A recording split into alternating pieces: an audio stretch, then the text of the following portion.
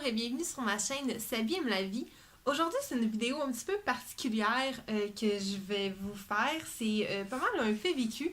Et on dirait que je suis un peu hésitante à faire cette vidéo-là parce que je veux toujours parler de choses positives, mais je pense que des fois, le partage d'expériences, ça peut être utile.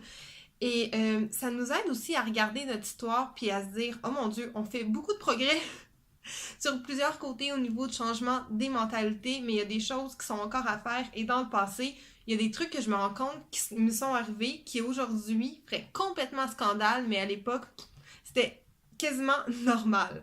Donc, premièrement, ce qui est un peu fou, c'est que quand on parle de racisme, vraiment, on parle de discriminer une personne pour son taux de mélamine qu'elle a dans sa peau. Parce que c'est vraiment simplement ça qui fait la différence entre une personne qui va être plus foncée et une personne plus pâle.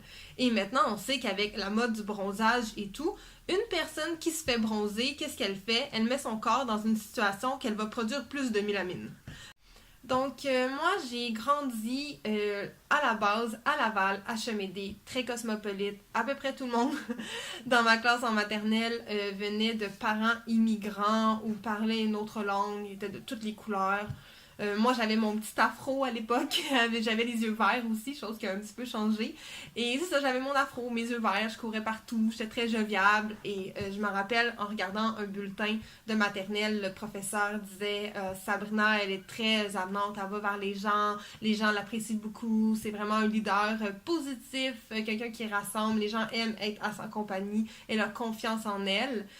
Et juste l'année suivante, lorsque j'ai déménagé, que ma mère, elle a rencontré un nouveau conjoint et ont décidé de s'installer dans la région des Basses-Laurentides où est-ce qu'ils ont acheté une maison.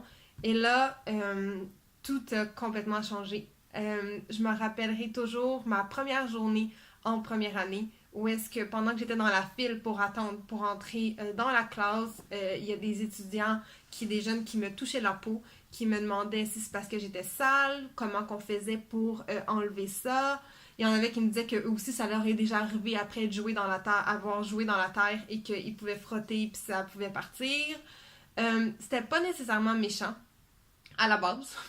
À la base, c'était vraiment de la curiosité. On me demandait beaucoup si je venais de Chine ou d'Afrique, le pays. Les gens n'avaient pas nécessairement beaucoup de culture générale enfant, là, je parle.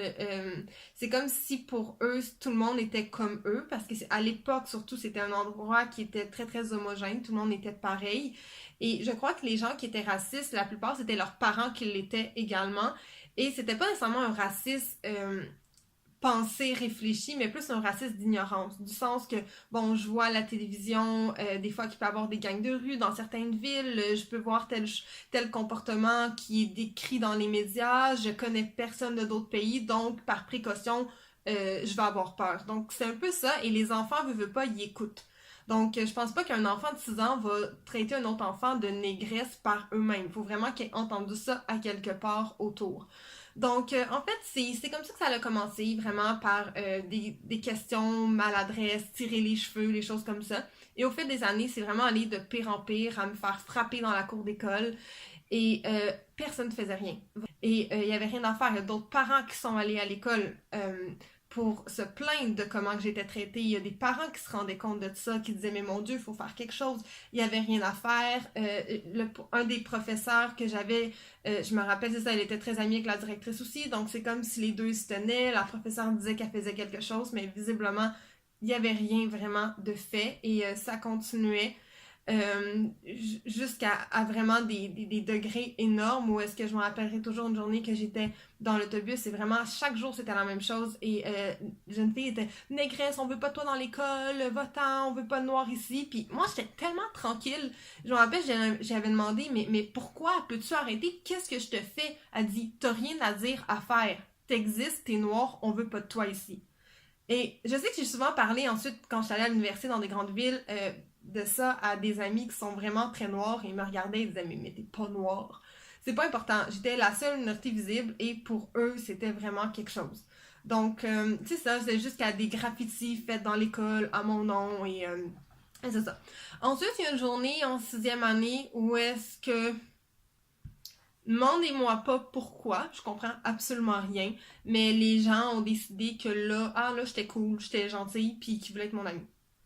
Donc, j'ai été amie avec les mêmes filles qui m'ont frappée, qui m'ont insultée, qui ont parti des rumeurs sur moi, qui ont fait des graffitis par rapport à moi, qui m'ont frappée, tout ça. Sont devenues parmi mes meilleures amies, que j'ai été amie avec eux pendant des années.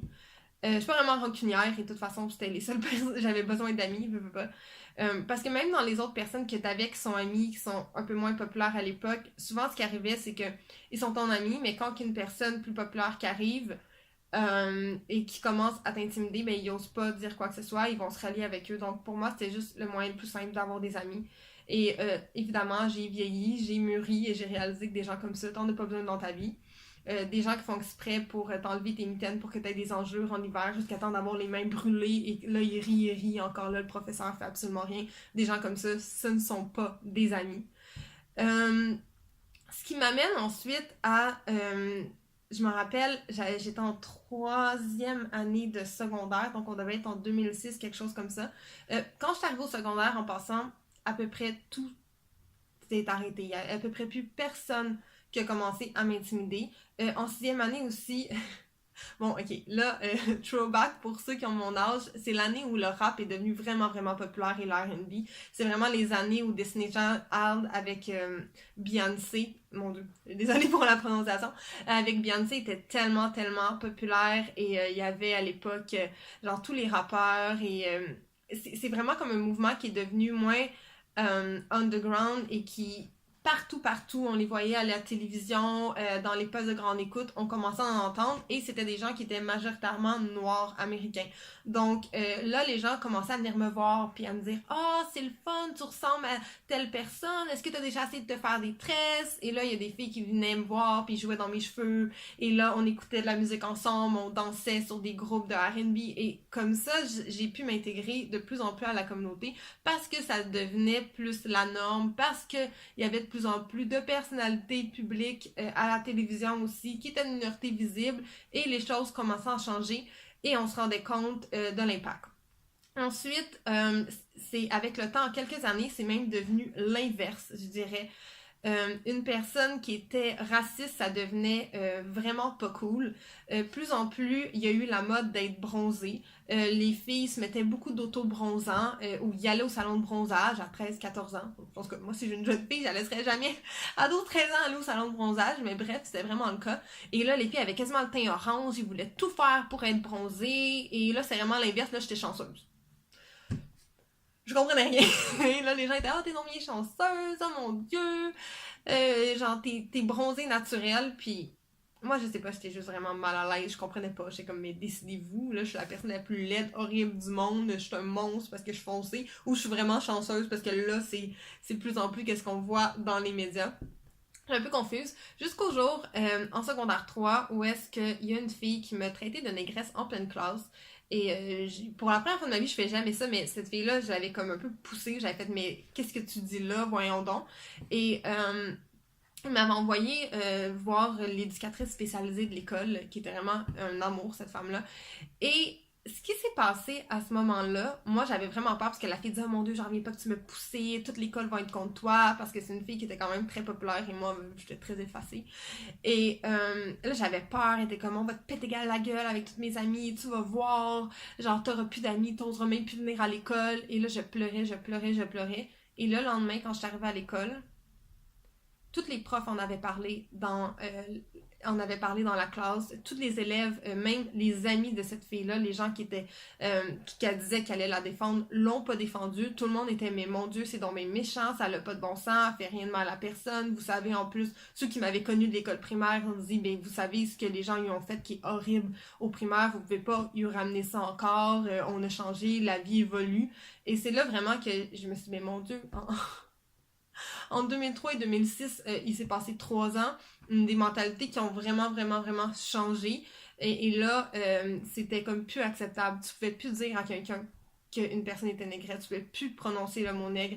L'école allait tout de suite réagir. Et bon, c'est peut-être aussi vraiment une lacune de l'ancienne direction, mais j'ai quand même fait 2 écoles au primaire, ça j'ai pas spécifié, mais dans les 2 écoles, il y avait rien qui était fait. Rien qui était fait contre la violence. Limite, si une personne me frappait et moi je faisais juste ça, il allait me punir et me donner une retenue à moi aussi, même si j'avais pas frappé l'autre personne. Donc vraiment, il y avait 0 collaboration de la part des écoles. Donc c'est vraiment au secondaire où est-ce que j'ai vu un changement.